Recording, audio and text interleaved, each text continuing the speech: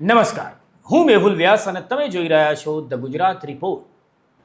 આમ તો આગ્રા નામ આવે એટલે તાજમહેલ એ આપણા નજર સામે આવી જાય. તાજમહેલ માટે વિશ્વવિખ્યાત એવું આગ્રા જે છે તેની એક પ્રાથમિક સ્કૂલનો એક સમાચાર સામે આવ્યો છે, જેમાં એક સ્કૂલની અંદર ગ્રામ પંચાયતનો કથિત સચિવ ત્યાં આવીને બાળકોને તાલિબાની સજા આપી રહ્યો છે. અને એ સજા કંઈક કારણ આવી રહ્યું છે સામે કે એ છોકરાઓએ સવારની સ્કૂલમાં જે પ્રાર્થના હોય એ પ્રાર્થના ગાવામાં ભૂલો કરી કે કંઈક કામ એવું કર્યું હશે જે ગ્રામ પંચાયતના સચિવને ગમ્યું નહીં, એટલે છોકરાઓને એણે મરઘા બનાવ્યા, કૂકડા બનાવ્યા અને છોકરીઓ હતી એ લોકોને હાથ ઉપર કરીને ઊભા રાખવાની સજા કરી અને કલાકો સુધી એ છોકરાઓને એવી રીતે તડકામાં ઊભા રાખ્યા.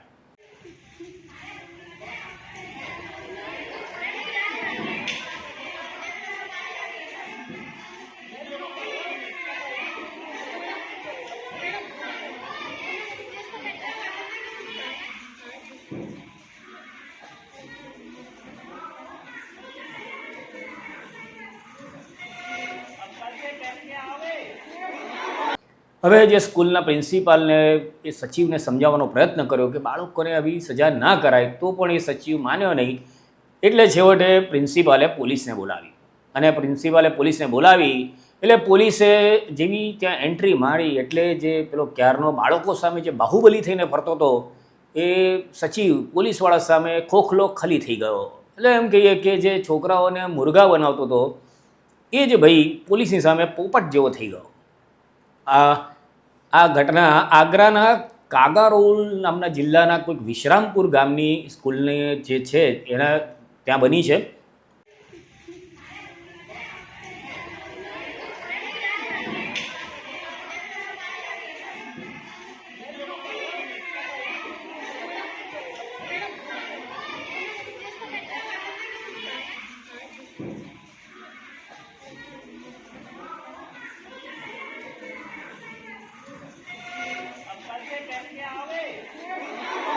અને હવે જુઓ, પ્રિન્સિપાલે જ્યારે પોલીસને બોલાવી લીધી ત્યાર પછી એ સચિવ કેવો પોપટની જેમ વાતો કરી રહ્યો છે. कल भी मैंने घर भेजे थे, उनको भी उसका अधिकार है। बच्चों के हाथ खड़े करवा दिए, लेकिन वो कह सकते हैं मैं प्रार्थना करवा रहा था। ये आप बात समझिए, मैं प्रार्थना करवा रहा था, तो अब जैसे बच्चे प्रार्थना कर रहे हैं तो मेरे छोटे बच्चे ये सीखते सीखेंगे, ठीक है, तो थोड़ा बहुत 19-20 सुधारे होंगे मान लो, तो इन्होंने टोकना शुरू कर दिया।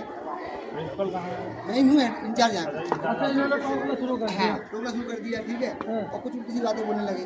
ये बोलना खत्म हो, बीच में कह रहे ऐसा करो, ये बंद करवाओ बच्चों से और मोबाइल में चला दो बीच में।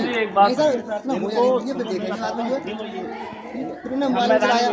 अब कम से कम सुनिए सर, कम से कम 1 घंटे तक जो है बच्चों को धूप में रखा, पहले समझाने बुझाने में 1-2 बच्चे तो बैठ गए थे, उसमें रिदम से बनानी चाहिए थी क्लियर, जो सिखाई नहीं। 2 दिन बताते जाऊँ यहाँ पर ऐसे सिखाओ कि बच्चों को पूरा नहीं हुआ, करना होता है।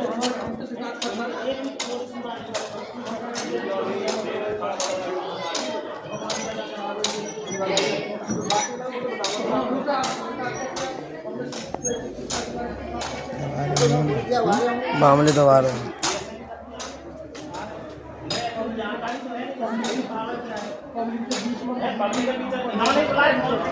मैंने किसी को फोन नहीं किया,